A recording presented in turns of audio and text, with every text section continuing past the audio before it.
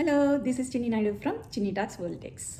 So బేసిక్గా ఏంటంటే నేను మూవీ రివ్యూస్ అనేది ఫేస్బుక్లో ఎప్పుడైనా నాకు చాలా చాలా బాగా నచ్చేస్తే మూవీ దాని గురించి ఫ్యూ సెంటెన్సెస్ ఇస్తానమాట. ఇది బాగుంది, వీళ్ళు చాలా బాగా పర్ఫామ్ చేశారు, అలాగా ఫ్యూ సెంటెన్సెస్ అంటే less than even like 5 to 6 సెంటెన్సెస్లో review ఇస్తాను తప్ప అది కూడా rare.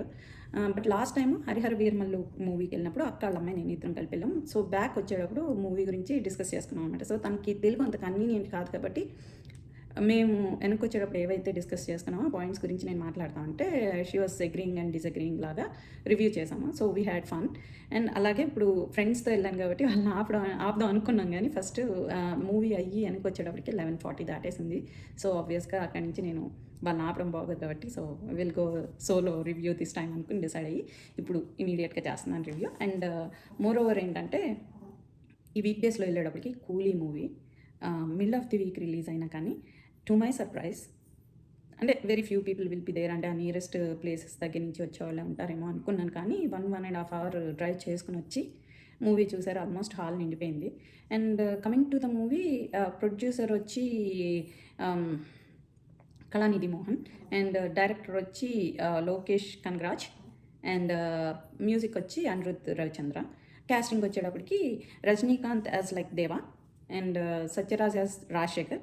So Shruti Haasan Rajasekhar daughter, so Preethi Rajasekhar. And Soubin Shahir as Dayal and Nagarjuna as Simon and ఇంకెవరున్నారు, Upendra as Kaleesha and Aamir Khan as దాహా.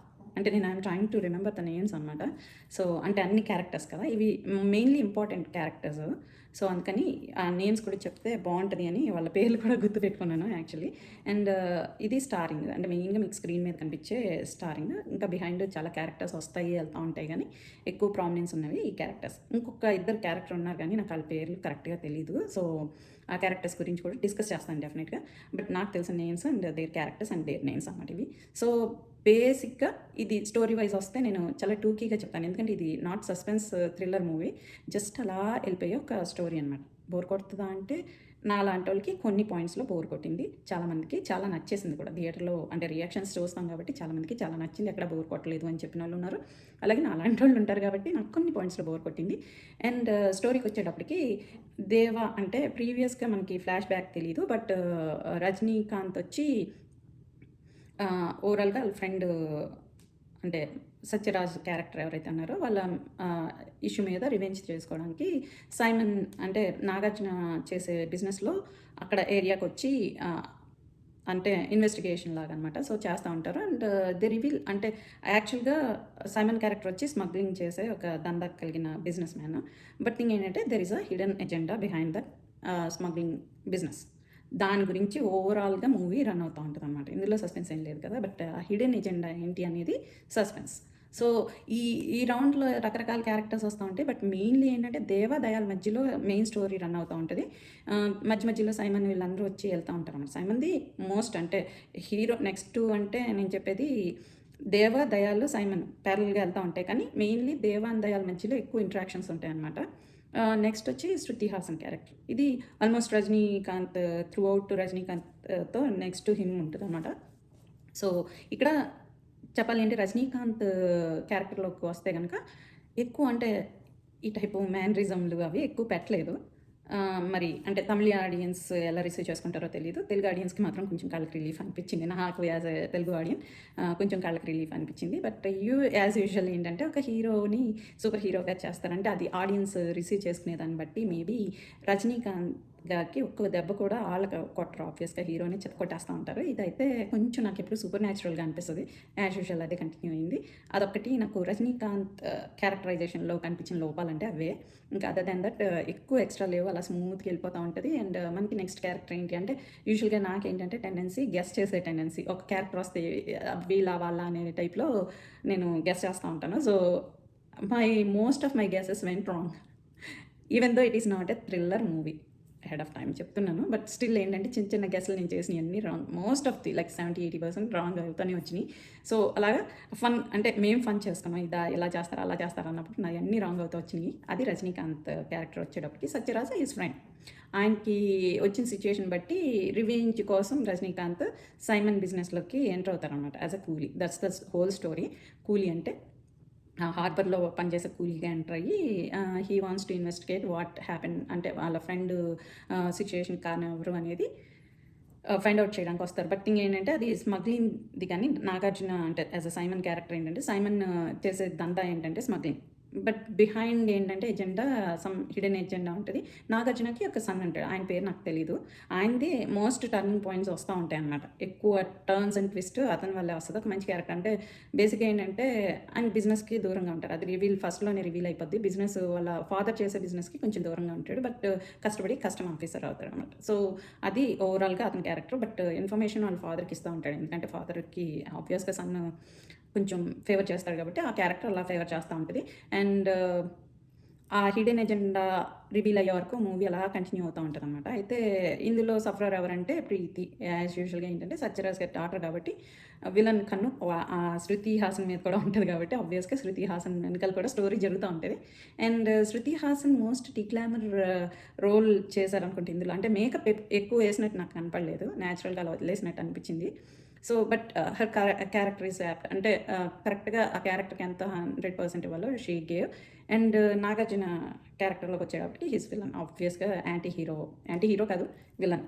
So, బేసిక్‌గా ఏంటంటే నాకు ఇక్కడ ఏమనిపించిందంటే he does his his best like 100%. ఆయన 100% బెస్ట్ ఇచ్చారు. వేరే నాగార్జున అని తెలియనోళ్ళు they may convince as a glamorous villain. No doubt. But మన తెలుగు ప్రేక్షకులు ఆయన మన్మధుడిగా చూసిన తర్వాత ఆయనలో విలనిజం చూడాలంటే మేబీ ఫస్ట్ పిక్చర్‌లో యాక్సెప్ట్ చేయరేమో. ఫ్యూచర్‌లో ఆయన ఇంకొక మూవీ చేస్తే గనుక యాక్సెప్ట్ చేస్తారేమో అనిపించింది. ఇక్కడ నాగార్జున గారి విషయంలో. అండ్ ఉపేంద్ర ఆయనది రివీల్ అయ్యే వరకు తెలీదు. సో, ఆయన ఖలీషా అనే క్యారెక్టర్ అనమాట. సో, అది నేను ఎక్కువ మాట్లాడటానికి బాగోదు. అండ్ అమీర్ ఖాన్ క్యారెక్టర్ వచ్చేటప్పటికి దహా. ఇదేంటంటే కొంచెం ఫన్ జనరేట్ చేసే క్యారెక్టర్ అనమాట. Guest role but fun generate అవుతది. అండ్ ఏమవుతది అనేదే క్లైమాక్స్. సో, అది ఓవరాల్‌గా రివ్యూ. నాకు ఇక్కడ ప్లస్ పాయింట్స్ ఏంటంటే సినిమా అలా ఎళ్ళిపోయింది. అండ్ సినిమాటోగ్రఫీ చాలా బావుంది. అండ్ కెమెరా చాలా బావుంది. అండ్ వీఎఫ్ఎక్స్ ఒక చోట నాకు ఒక లోపం కనపడింది. మీలో ఎంతమంది కనిపెడతారో తెలీదు గానీ, ఒక చోట మాత్రం ఐ వాస్ లాఫింగ్. అది అంత సిల్లీగా చేయకుండా ఉండాల్సింది అనిపించింది. మీరే కనిపెట్టండి అది ఎక్కడ అనేది. సో, పాటలకొచ్చేటప్పటికి పాటలు బానే ఉన్నాయి. అండ్ మ్యూజిక్ కూడా బావుంది. అనిరుద్ రవిచంద్ర చేసిందేంటంటే బేసిక్‌గా నాకు బా నచ్చింది. ఫైటింగ్ టైంలో బ్యాక్‌గ్రౌండ్ మ్యూజిక్ చాలా బావుంది. And songs are okay.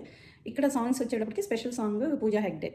So, ఆ క్యారెక్టర్ ఎందుకొచ్చిందో, ఎందుకు పాడిందో, ఎందుకు డాన్స్ చేసిందో, ఎందుకెళ్ళిందో కూడా తెలీదు. అంటే సిట్యుయేషన్ కొంచెం ఆడ్‌గా అనిపించింది నాకు. అలా కాకుండా దాన్నేదో కొంచెం అటు ఇటు చేసి అదే ఫ్యూ సెకండ్స్ అటు ఇటు చేసి కొంచెం కథ నిట్ చేయాల్సిందనిపించింది. అంటే డిస్కంటిన్యూగా అనిపించిందనమాట తన క్యారెక్టర్ వచ్చి. జస్ట్ స్పెషల్ డాన్స్ కోసం వస్తది. బట్ స్టిల్ వేరే మూవీస్‌లో మనకి ఒక సిట్యుయేషన్ ఇలా వచ్చింది, అలా వచ్చిందని కంపేర్ చేస్తారు కదా! అలా కాకుండా ఎందుకొచ్చిందో, ఎందుకెళ్ళిందో తెలియనట్టుగా అనిపించింది. సో, దట్ వాస్ ఓకే. దీనికి కూడా నేను మైనస్ పాయింట్స్ ఇస్తాను. అండ్ టూ మచ్ వైలెన్స్ నాలాంటోళ్ళకి టూ మచ్ వైలెన్స్ అనిపించింది. చాలామందికి అనిపించకపోవచ్చు.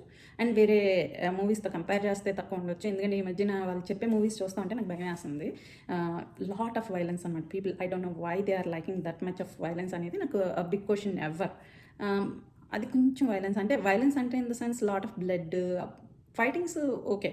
అంటే టూ మచ్ డ్రాగింగ్ ఏం లేవు కానీ అంటే సూపర్ న్యాచురల్‌గా ఉన్నాయి తప్ప కొన్ని fights other than that too much dragging అయిపోయి బోర్ కొట్టేస్తున్న ఫైట్ ఆపేస్తే బాగుండు అనే రేంజ్‌లో లేవు కానీ ఉంది డ్రాగ్ చేశారు. అండ్ ఇంకేం నచ్చలేదు.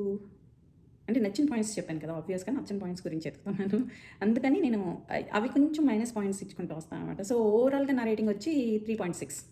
అంటే కొంతమంది 4.1, 4.2 ఇచ్చారు. వాళ్ళ పర్సెప్షన్‌లో అది కరెక్ట్ కావచ్చు. నా వరకు నేను చెప్పేదేంటంటే నాకు ఫైటింగ్స్ ఎక్కువున్నా గానీ, వయలెన్స్ ఎక్కువున్నా అవి నాకు నచ్చవనమాట. అండ్ సూపర్ హీరోలాగా ఇంకా ఫిక్స్డ్ అంటే సూపర్ న్యాచురల్ ఫైట్స్ ఉంటాయి కదా! అవి పెద్దగా నచ్చవు. అందుకని నేను మైనస్ చేశాను. అవన్నీ అందులో యాడ్ ఆన్ అవ్వచ్చు.